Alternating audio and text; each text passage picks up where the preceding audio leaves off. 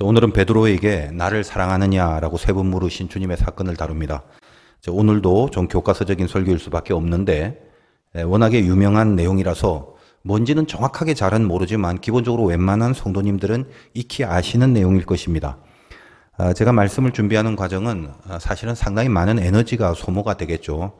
그래서 오늘 빼고는 이제 한두 번 남았는데 거의 다 왔다라고 생각을 하니까 뭔가 그런 마음에서 비롯된 것인지 몰라도 제가 좀 육신의 상태가 자꾸 좀 극에 달하는구나 이런 생각이 좀 들어요.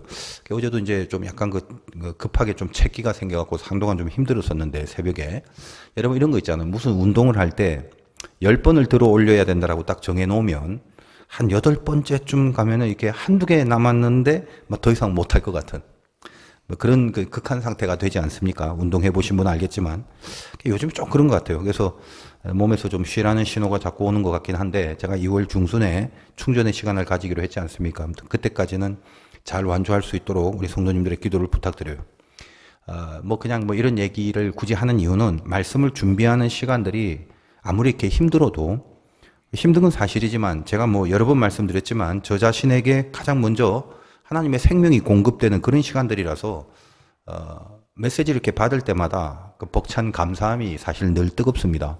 그래서 하나님이 저에게 주신 메시지가 저만을 위한 것은 아닐 것인데 가만히 생각해 보면 물론 제가 선지자급은 되지 않겠지만 성경에서 선지자들은 자기들만을 위해서 말씀을 받지는 않습니다. 그걸 전하라는 사명이 주어지거든요. 그래서 오늘도 제가 이 본문을 통해서 제가 받은 말씀을 전할 수밖에 없는 거죠. 이제 오늘도 이제 조금은 이제 불편합니다만 제가 불편한 이유는 저번 시간에 좀 말씀드렸죠. 자, 이 사건이 워낙에 유명한 사건이니까 시중에는 이에 대한 설교나 주석, 해석들이 참 많습니다. 나름대로 다 은혜가 있는 해석들이고 또 익히 여러분들이 그런 해석들을 이제 많이 들어오셨으리라 생각이 되니까 지금 이제 제가 받은 이 메시지를 전해드릴 때 또 이제껏 알고 있던 좀 해석들을 좀 다르다 틀렸다 이런 쪽으로 가시면 안 되고요. 우리가 조금 더 깊이 그리고 좀 더 분명하게 하기 위해서 이제껏 또 은혜가 있지만 이거보다 좀 더 깊고 강력한 믿음이 생겨지는 그런 기회로만 여겨주시면 될 것 같다라는 말씀을 먼저 드립니다. 이 사건에 대한 시중의 해석들은 크게 두 가지예요. 첫째는 헬라어 원어를 비교해서 이해하는 해석이 있습니다. 알다시피 예를 들면 주님은 베드로에게 네가 날 사랑하느냐라고 세 번 물으셨는데 그 사랑하냐라는 그 단어의 원어가 첫 번째와 두 번째는 아가페로 물으셨고 마지막 세 번째는 필레오로 물었다는 것입니다. 그에 비해서 베드로의 대답은 내가 주님을 사랑합니다. 주님 아시잖아요. 그랬을 때 그 대답은 그때 그 사랑이란 단어가 세 번 다 필레오가 되어 있습니다.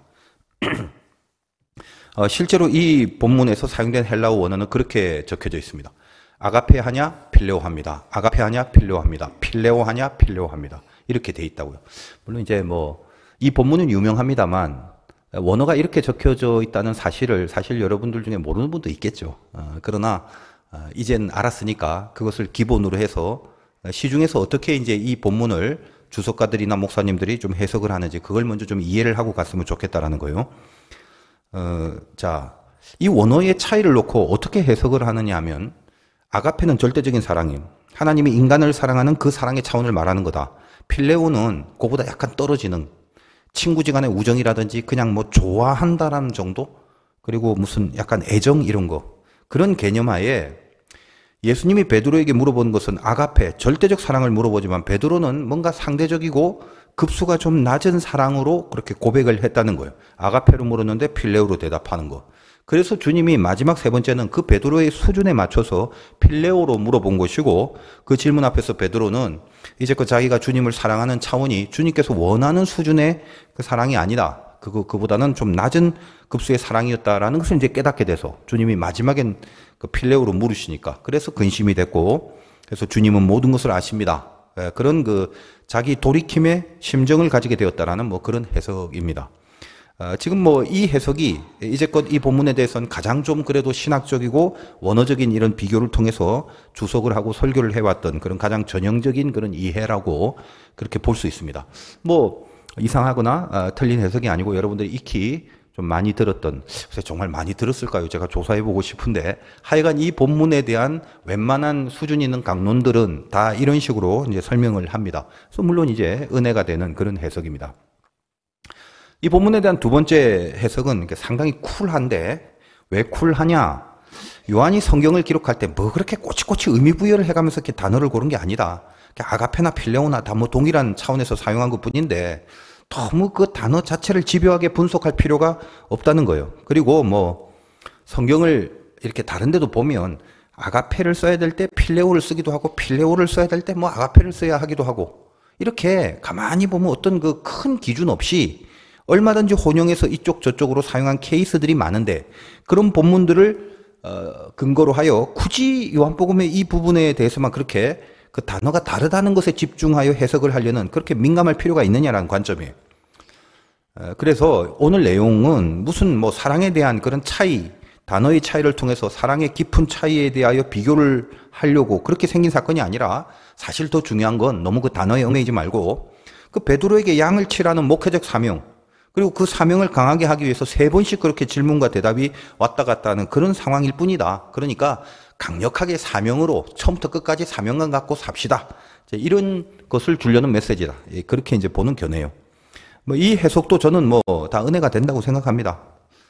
당연히 요한복음의 마지막 21장은 결국 말씀드렸다시피 사명자의 시작, 증인으로서의 시작, 그것을 이해시키려는 의도인 건 분명하기 때문에 그걸 강조하려는 사건으로 인하여 지금 이런 두 번째 해석도 가능하다라는 것이 이게 틀리지 않죠.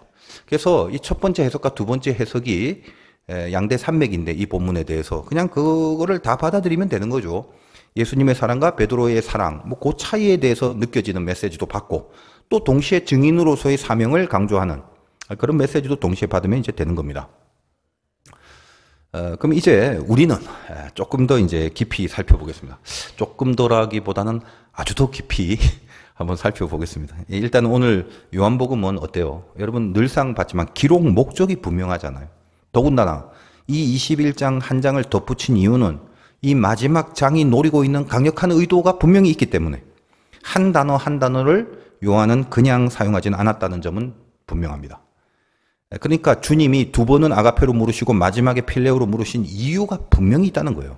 그냥 뭐 의미 없이 혼용해서 뭐 감사합니다나 고맙습니다마 뭐 아리가또나 땡큐나 뭐 그냥 다 그거다.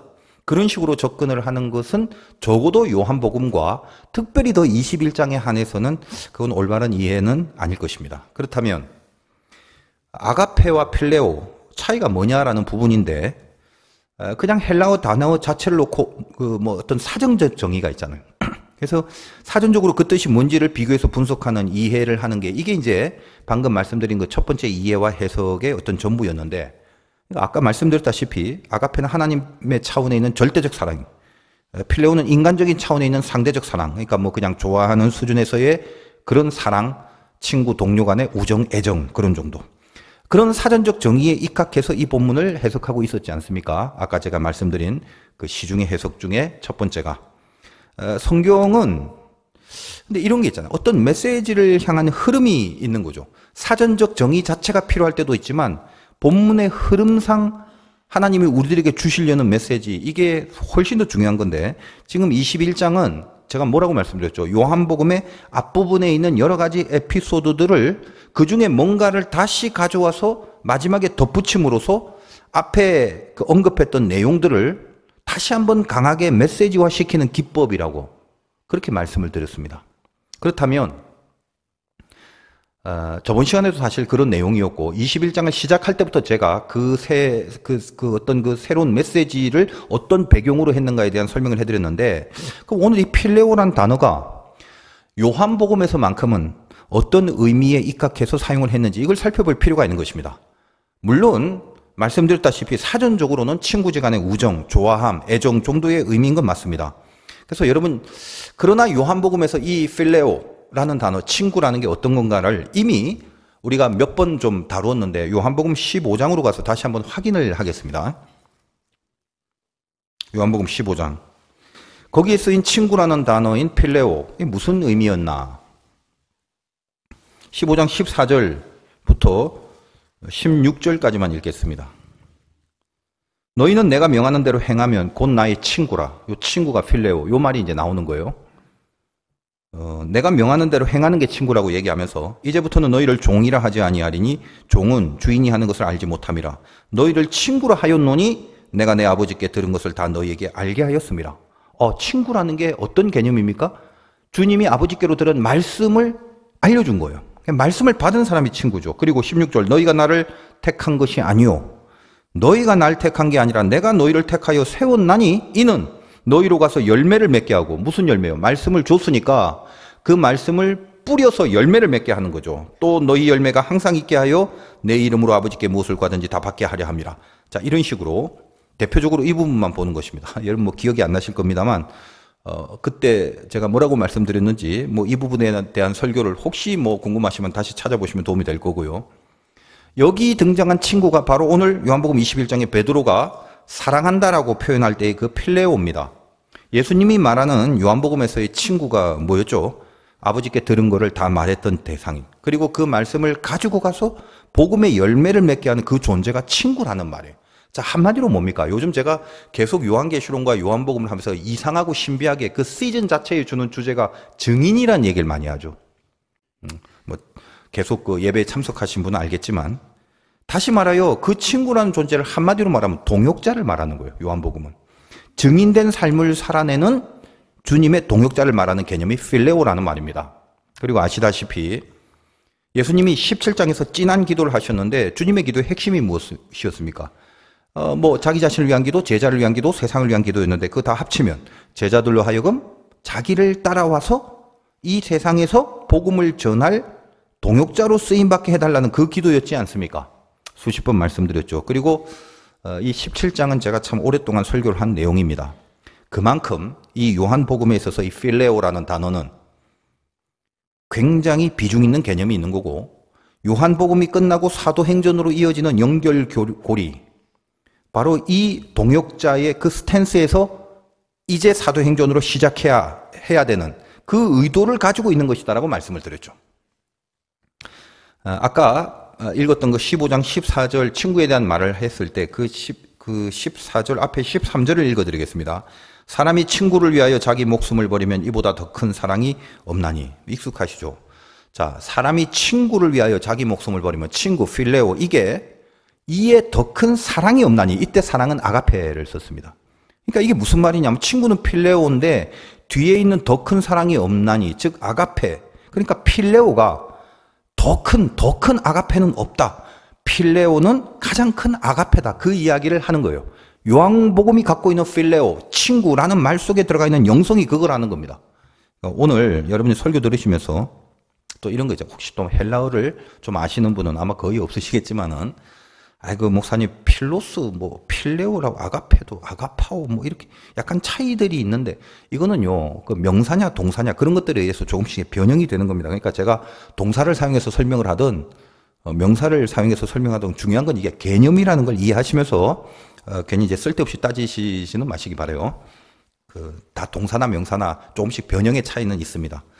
그러니까 이제 어쩌면 지금 이제 필레오라는 단어는 명사로서는 친구고요. 동사로서는 사랑하다고, 필로스 그러면 이제 친구가 되고 이런 겁니다. 어쨌든 중요한 게 개념이니까. 적어도 이제 증인된 제자들의 삶을 이제 시작함에 있어서 아가페를 통과한 다음에야 가능한 수준으로 요구되는 단어들하는 거예요. 하나님과 내가 사랑을 하고 나서 그 다음에 뭐 할래? 이게 통과된 다음에 증인된 삶, 동역자의 삶, 복음을 전하는 삶, 비로소 필로스의 삶을 살게 된다는 개념에서 친구라는 말을 요한복음이 우리에게 소개하고 있다는 거죠. 그러면 뭘 알아야 되냐면, 사전적인 의미에서는 아가페가 필로스의 위지만 요한복음의 메시지적인 측면에서는 훨씬 더 필로스라는 말이 구체적이고 실제적이고 진한 얘기다라는 거예요. 이걸 이해하고 계셔야 됩니다. 그러니까 물론 아가페가 제일 큰 절대적 사랑은 맞죠. 오늘 본문을 다룰 때 요한복음의 흐름상 필레오는 아가페보다 조금 더 떨어지는 저급한 사랑이라는 관점에서 이해를 하면 뿌리가 틀려져 버리는 거예요.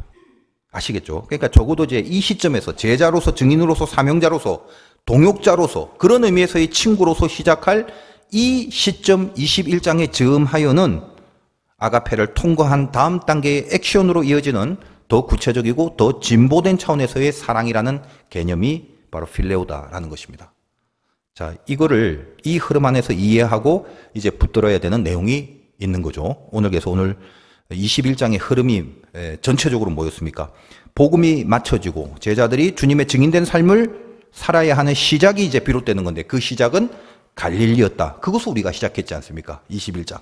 아무것도 없는 그곳에서 주님은 말씀만을 던져서 그 그물 가득한 물고기를 잡게 하심으로 제자들이 말씀 던지는 삶을 오로지 자기가 갖고 있는 것으로 하는 게 아니라 오로지 주의 말씀에 의지해서 그걸 시작할 수 있다는 걸 보이시는 거죠. 그래서 그중에 베드로를 대표자 삼고 그에게 시작점에 있어야 될 그 사명자의 원리를 가르치시는 겁니다. 그 베드로는 우리 모두를 상징하고 있는 거죠.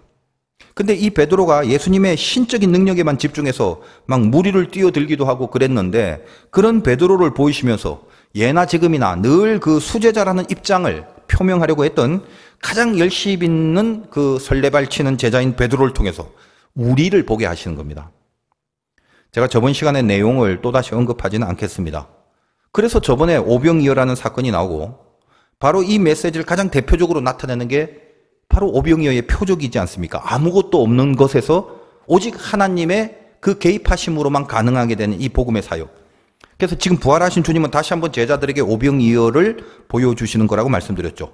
옵사리온, 오병이어 때 썼던 그 물고기, 보잘것없는 작은 물고기, 그 작은 하찮은 물고기에 불과한 그 물고기의 하나였던 베드로, 그리고 우리도 마찬가지로 작은 옵사리온에 불과했지만 그런 베드로가 옵사리온의 모습으로 주님께서 오라 했을 때, 다시 말하여 그 옵사리온의 모습으로 주님께 갔을 때 주님은 그 하찮은 옵사리온 같은 베드로를 보내서 그물 가득한 복음의 물고기인 익수수를 거두시는 거거든요. 그것이 오병이어의 영적인 메시지였지 않습니까? 그런 다음에 이제 오늘 베드로와 질의응답을 하게 되는 겁니다. 그러니까 이 흐름을 여러분이 이렇게 염두에 두시고 묵상을 해야 되는 거죠. 주님은 이제 앞에서 보이신 오병이어의 의미를 가르쳐 주신 후에 베드로라는 한 인물을 집중 타켓으로 해서 오늘 질의응답을 하게 되는 것입니다. 자, 15절을 이제 봅니다. 그들이 조반 먹은 후에 예수께서 시몬 베드로에게 이르시되 요한의 아들 시몬아 네가 이 사람들보다 나를 더 사랑하느냐 하시니 이르되 주님 그러하나이다. 내가 주님을 사랑하는 줄 주님께서 아시나이다. 이르시되 내 어린 양을 먹이라 하시고, 자, 요한의 아들 시몬이라고 부릅니다. 이 호칭은 베드로를 처음 봤을 때 주님이 그의 이름을 베드로 이렇게 지어주기 전의 이름이죠. 너 요한의 아들 시몬인데 장차 개발하리라. 그 부분 이미 그 본문에서 설명을 해드렸죠. 굉장히 중요한 문구였지 않습니까? 게바, 이거는 반석인데 이 반석이란 존재가 베드로의 자기 실력으로 되지 않는다는 뜻이라고 그랬죠. 너를 베드로라고 부르는 내가 너를 장차 반석으로 만들어 놓으리라라는 의지미래라는 아주 특별한 시제가 들어가 있는 약속이었다라고 그 부분에서 제가 설명을 해드렸습니다. 어쨌든 그래서 주님은 의도적으로 베드로라고 안 부르고 이 부활하신 주님이 마지막에 베드로 전의 이름인 요한의 아들 시몬아 이렇게 세 번씩 다 요한의 아들 시몬이라고 베드로라고 하기 전에 이름을 부르십니다. 무슨 말이죠? 너 아직 내가 만들어 놓은 상태가 아니야 라는 뜻입니다. 내가 너를 베드로로 만든다고 약속을 했지. 그런데 넌 아직 베드로인 상태는 아니다. 그 상태, 그 전 상태, 아직 만들어지지 않은 상태인 베드로를 대상으로 지금 묻는 거다 이 말이에요. 네가 이 사람들보다 나를 더 사랑하느냐라고 물으십니다. 이 사람들보다라는 비교급이에요. 처음 질문에 비교급을 사용합니다. 두 번째, 세 번째는 없죠. 베드로가 답합니다. 맞습니다. 전 주님을 필레오합니다. 아가페 하느냐? 이 사람들보다 나를 더 아가페 하느냐? 예, 맞아요. 저는 주님을 필레오합니다. 무슨 말이죠? 주님이 요구하시는 사랑의 차원, 아가페보다 낮은 급수에서의 대답이 아니라 제가 이제껏 여러분 설명했던 것들을 기본으로 해서 오히려 뭐죠? 앞서가죠. 오히려 지금 센 말을 하는 거죠. 주님은 아직 베드로라고 부르지도 않는 경지에서 주님을 사랑하느냐라는 아주 기본적인 점검을 하시는 거거든요. 더군다나 비교적으로라도 그 주변에 있는 사람들 있잖아. 그지? 근데 너 그러니까 비교적 그런 사람들보다 너는 나를 사랑하느냐? 수제자니까. 그런 질문입니다. 근데 베드로의 대답이 뭔가요? 필레오 한답니다. 무슨 말이에요? 주님, 저는 주님과 동역자입니다. 친구. 아세요? 그 사랑 정도 아닙니다. 이제 같이 뛰는 사람이잖아요. 제가 이래봐도 제자고 증인이고 사명자고 수제자고 주님과 동역하는 수준이 올시다. 지금 그 말을 하는 겁니다. 너 사랑하냐? 네, 사랑합니다라는 이 짧은 두 마디 안에 이런 깊은 영적 의미가 담겨져 있는 거예요. 그물 가득한 고기를 수확하고 나서 마치 그 전에 오병이어 사건 이후에 주님 옆이라면 괜찮네라고 의기양양했던 그 모습 그대로, 그래서 물 위에도 확 뛰어들었던 바로 그 모습 그대로죠. 아직도 자기가 옵사리온이라는 사실을 모릅니다. 그래서 주님이 내 어린 양을 먹이라고 하십니다. 어린 양이라고 기록된 이 헬라어가 아르니아인데 이거는 새끼 양을 말합니다. 베드로와 주님의 대화 중에 일관적인 게 뭐냐? 예수님은 베드로에게 양을 먹이라, 양을 치라, 그런 식으로 베드로의 대답에 대해서 한 질문마다 마지막에 꼭 목자의 사명을 주시고 있습니다. 그런데 유심히 보면 그 양에 대한 명칭도 차이가 나요. 처음에 그 15절에서 처음 질의응답하는 과정 가운데는 내 어린 양을 먹이라라고 합니다. 그 어린 양, 그냥 양이 아니라 새끼 양, 아르니아입니다. 두 번째는 그냥 양을 치라고 했고, 세 번째도 그냥 양을 먹이라고 합니다.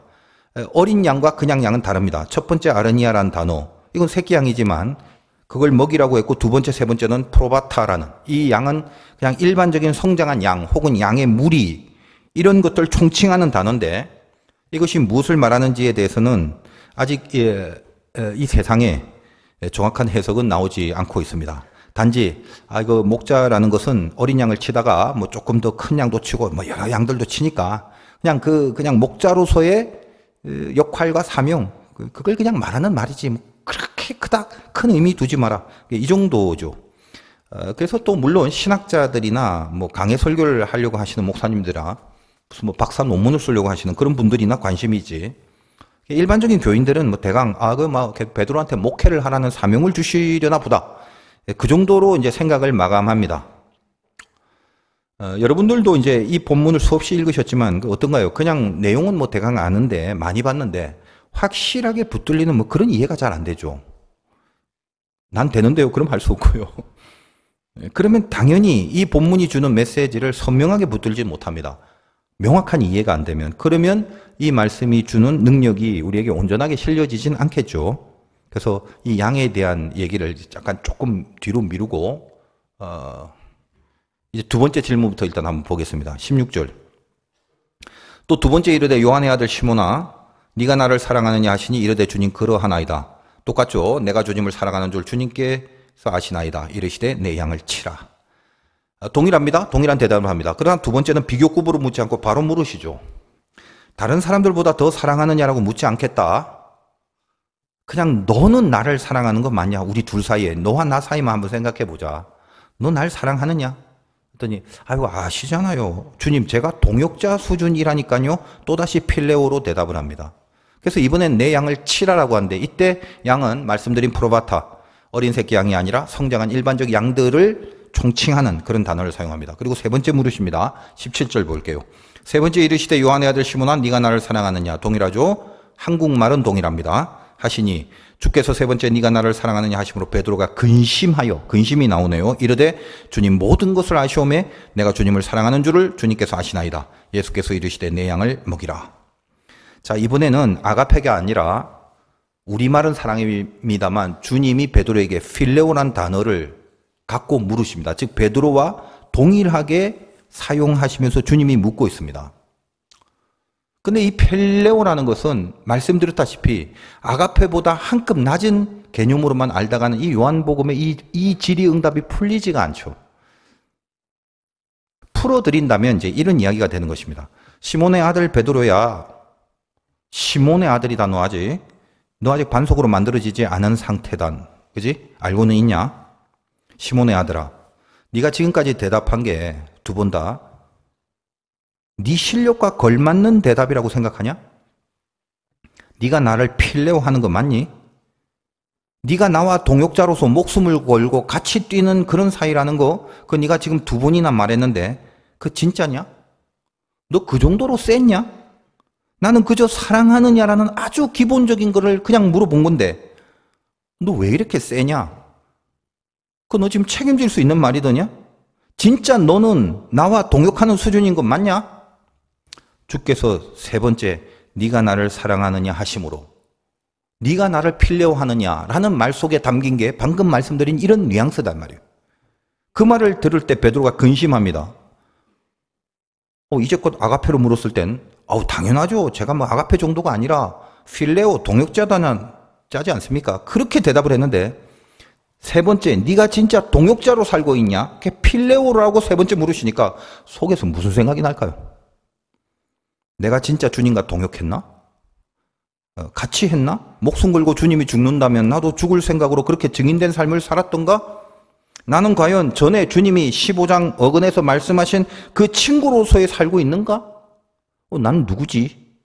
누구긴 누구야? 친구는커녕 예수를 정확하게 3번이나 부인한 배신자잖아.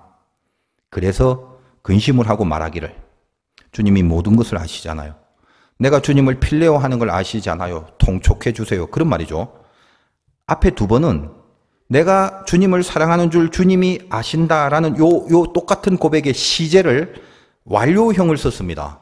굉장히 중요한 부분이에요. 근데 동일하게 내가 주님을 사랑하는 줄 주님이 아십니다라는 표현이 마지막 3번째에는 현재 시제를 사용해요. 이제 그 헬라어가 그렇게 써져 있단 말입니다. 무슨 말인가요? 염치가 없어진 거죠. 앞에 건 뭐예요? 그거 뭐 이미 다 아시잖아요. 그런 식으로 그냥 완료형으로 다 갖다 바르고 있다가 3번째 지적 앞에서 너 정말 친구로 동역한 거 맞냐라는 비수 같은 말씀을 듣고 시제가 바뀌어져 있는 거죠. 주님 다 아시죠? 나의 배신을 다 아시고 계시잖아요. 근데 저는 지금 주님과 동역하는 그 마음만은 있습니다. 통촉하옵소서. 내가 얼마나 진지하냐를 하나님 앞에 어필하는 게 아니라 그래도 내가 지금 상태에서 거짓은 아니라고, 주님과 같이 할 마음과 동역하는 자로 있는 건 맞다고 통촉해 달라고, 그런 뉘앙스죠.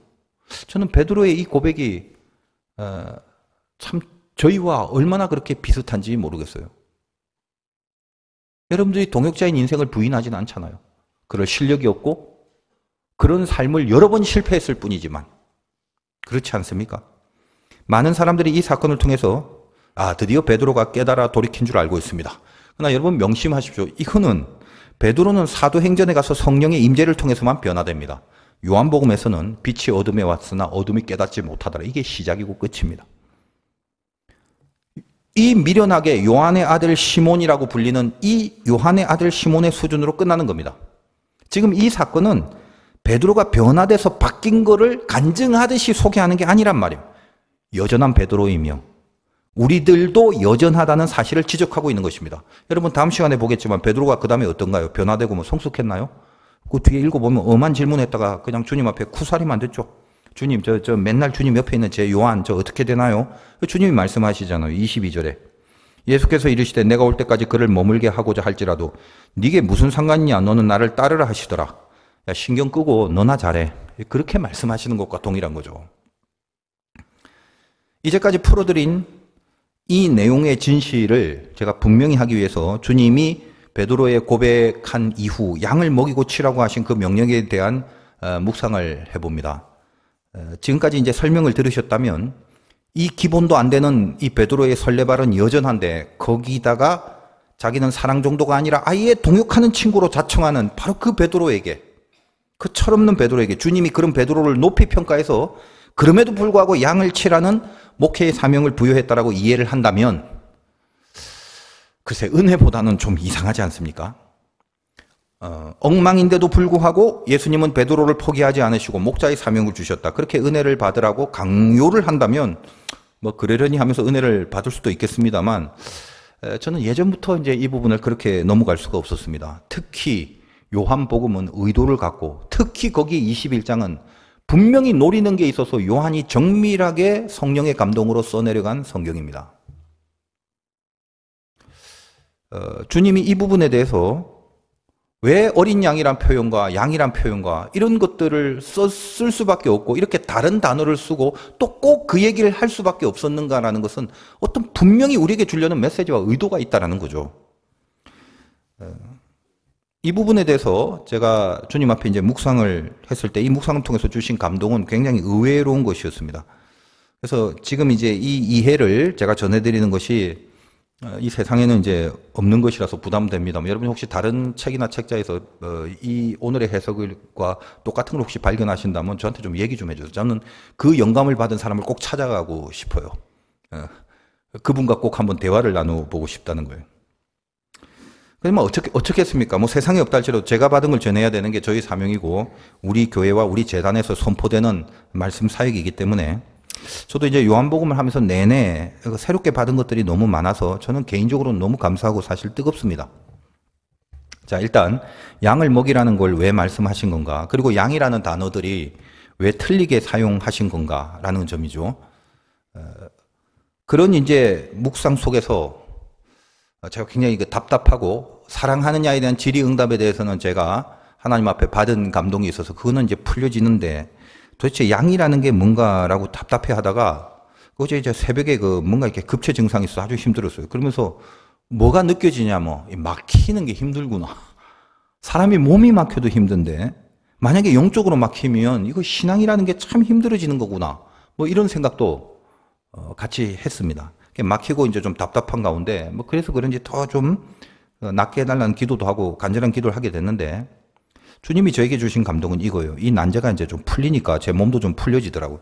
지금 베드로에게 3번 물으신 이 상황이 베드로의 3번 부인한 그 사건과 오버랩을 시키면서 베드로로 하여금 자기를 성찰하게 하시려는 의도이지 않습니까?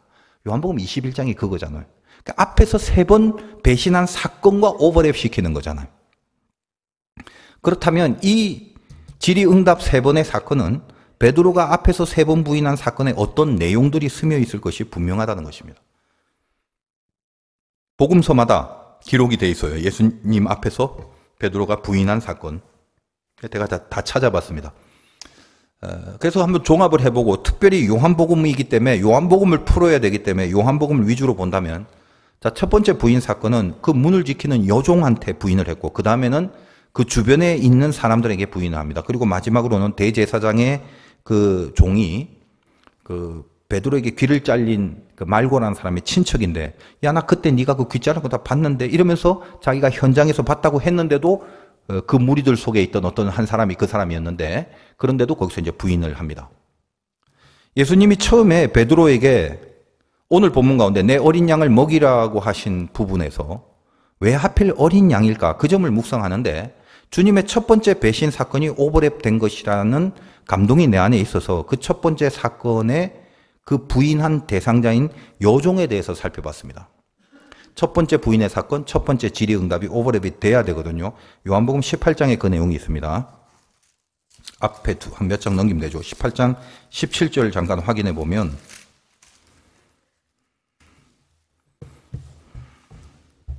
첫 번째 부인 사건이죠. 문 지키는 여종이 베드로에게 말하되 너도 이 사람의 제자 중 하나가 아니냐 하니 그가 말하되 나는 아니라 이렇게 처음 부인을 한 사건입니다. 문 지키는 여종이라고 하는 그 부분을 제가 그 헬라어 원문으로 찾아봤는데 파이디스케라고 적혀져 있습니다. 이거는 굉장히 중요한 거고 저도 이번에 이제 발견을 한 건데 이 단어를 한국말 성경에서 번역을 안 했습니다.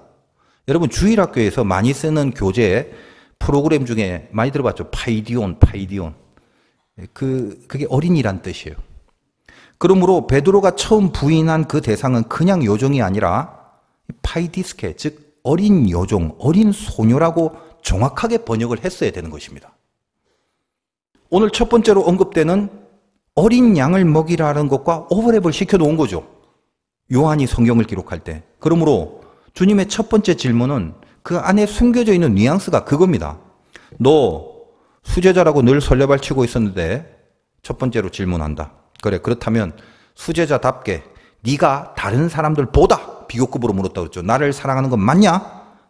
주님 당연하죠. 아유, 그 사랑 정도가 아니라 저는 동역자 수준입니다. 아시잖아요. 그래? 내 어린 양이나 제대로 먹이고 그런 소리를 해라. 너 그때 그 어린 여종한테도 부인했잖아. 너 어린 여종 한 명에게도 네가 증언을 하지 못하고 증인이 되지 못하는 네가 무슨 동역의 친구라고 하는 거냐.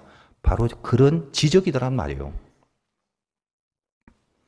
아르니아라는 어린 양으로 표현했던 그 대목은 이제 두 번째, 세 번째에서는 프라바톤이라고 하는 그냥 성장한 일반적인 양을 말합니다. 프라바톤은 말씀드렸다시피 어떤 그냥 양무리를 총칭하는 개념인데, 여러분 베드로 부인 사건 중에 어린 요종 그 다음에 어떤 사람들 앞에서 부인을 합니까? 베드로 주변에 서성이고 몰려있는 작은 군중들이 있잖아요. 그 군중들을 다 총칭하는 개념과 동일한 것입니다. 그리고 동일한 지적을 두 번째, 세 번째 질의응답을 통해서 하고 있는 거죠. 네가 나와 동역을 하는 친구라고? 그래서 세상을 변화시키고 뭐 하나님 나라를 짊어지고 네가 갈 거라고? 그물 가득한 물고기를 낚아 올리는 사람 낚는 업으로 네가 잘 살 수 있고 잘 해낼 것 같다고? 야, 그때 너 그 배신할 때 두 번째, 세 번째 그 네 주변 사람들한테나 배신하지 말았어야지. 네가 무슨 뭐 로마 군인들 앞에서 총칼이 두려워서 부인을 한 것도 아니고 무슨 로마 황제 앞에서 쪼려서 부인을 한 것도 아니고 그냥 일반적인 사람들, 그 양들, 프라바톤 그들 앞에서조차 부인을 했잖아. 심지어 정확하게 너의 그 현장을 다 본 사람이 증언하는데도 부인을 했잖아. 그런 네가 뭘 동역을 하는 친구라고, 다른 모든 이보다 나를 사랑한답시고 그 여종한테나 네가 증인으로 살아내고 그때 그 주변의 사람들한테나 증거를 할 수 있는 그 정도 수준으로라도 있어야 하는 거 아니냐? 지금 이 지적이 어린 양을 먹이라로부터 시작하여 양을 치라, 양을 먹이라는 말씀 안에 담겨져 있는 주님의 지적이라는 말씀입니다. 좀 더 노골적으로 말하자면, 야, 그냥 설레발 치지 말고 그냥 네 어린 양이나 쳐라. 그냥 내 양이나 먹여라. 너 그때 배반하고 부인했던 그냥 그 사람들 앞에서나 잘해라. 그런 지적이더라는 말입니다. 아무튼 오해하지 마십시오. 이 부분을 예수님이 베드로에게 거룩한 사명을 주는 내 양을 먹이라 치라라는 쪽으로 혹시 이해를 하시고 해석을 하시더라도 제가 거기 딴지 걸 생각은 없어요. 그렇게 받으시면 되잖아요. 사명 갖고 삽시다 이렇게.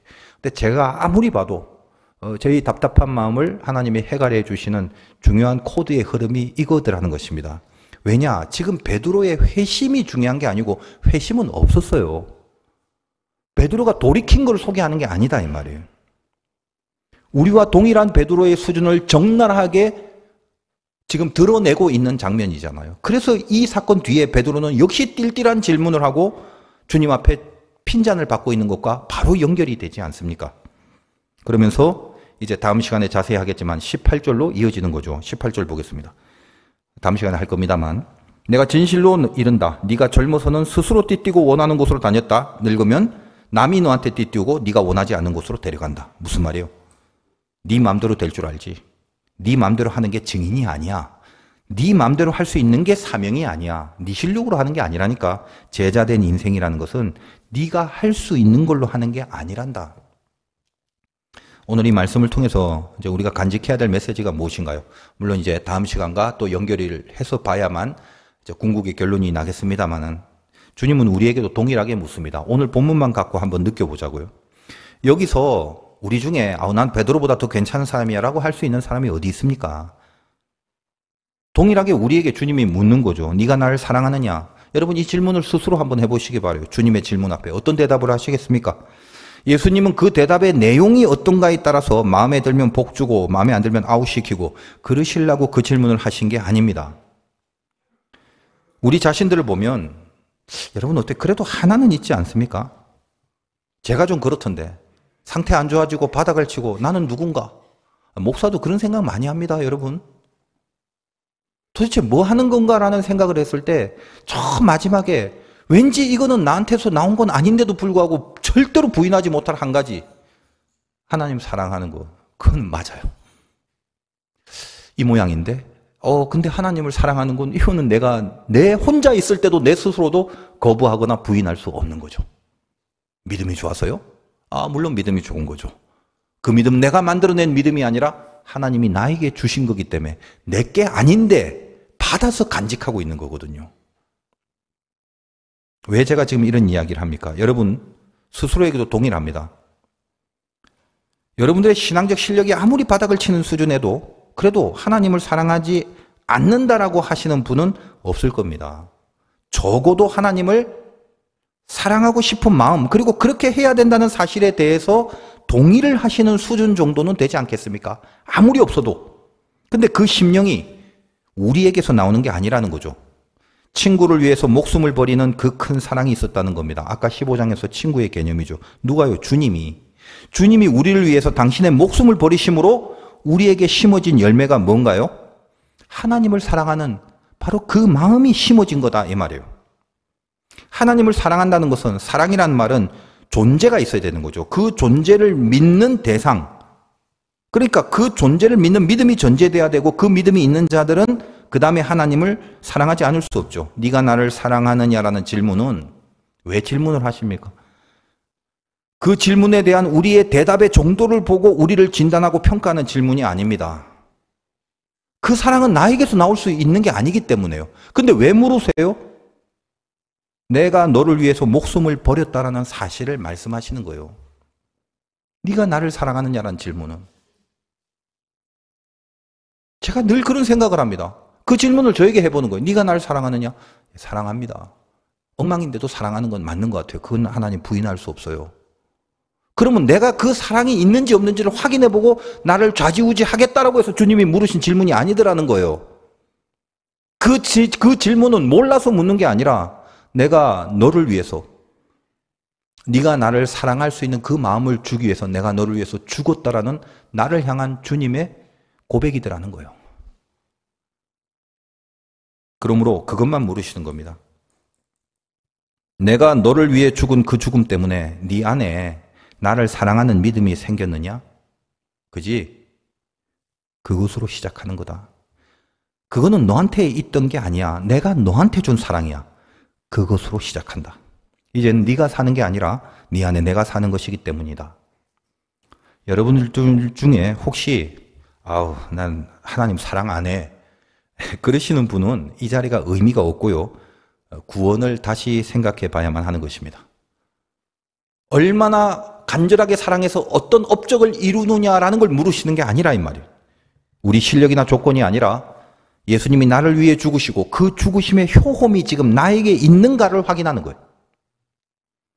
만약에 내가 주님을 사랑하는 것에 조금이라도 동의하시고 그러시려고 하시는 그 분들은 주님의 보혈이 그 안에 흐르고 있습니다.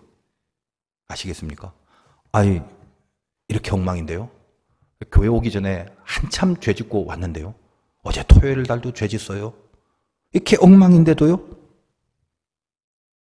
다시 물어보세요. 엉망인 건 엉망이고 여러분이 하나님 사랑하지 않습니까? 아닌데요 라면 저는 그다음부터는 할 말이 없어요. 근데 신비하게도 엉망인데 사랑합니다. 베드로에게 그 메시지를 주시는 겁니다. 엉망이냐 아니냐 보다 중요한 건 내가 하나님을 사랑하느냐 아니냐의 사실이라는 거예요. 아까 요한복음 15장에 친구가 뭐라고 했나요? 너희가 나를 택한 것이 아니라 내가 너희를 택하여 세웠나니 이는 그런 너희로 가서 열매를 맺게 하고. 우리가 누구라고요? 베드로가 주님을 친구로 여기기 전에 주님이 우리를 친구로 여기신다는 겁니다. 우리가 누구라고요? 주님이 당신의 죽으심을 통해서 세운 존재라는 말입니다. 여러분이 하나님을 사랑한다면, 그리고 사랑한다라는 그 고백을 완벽하고 강력하고 진하고 내 실력과 조건으로 증명하는 게 아니라 저 깊은 곳에서 심령으로 내가 하나님 사랑하는 건 맞아, 그 고백을 감히 할 수 있는 마음이라면 여러분 안에서 만들어진 게 아니라는 사실 앞에 놀랍게 감사하고, 이 엄청난 감각을 통해서 나에게 없는 것을 주신 그 주님이 이제 나와 함께 하시고 나와 동행하시고 나와 같이 동역하시기로 한 것을, 그 시작을 하셨다는 것을 믿고 저나 여러분이 그 인생에 충실히 살아내 주시기를 주님의 이름으로 축원드립니다.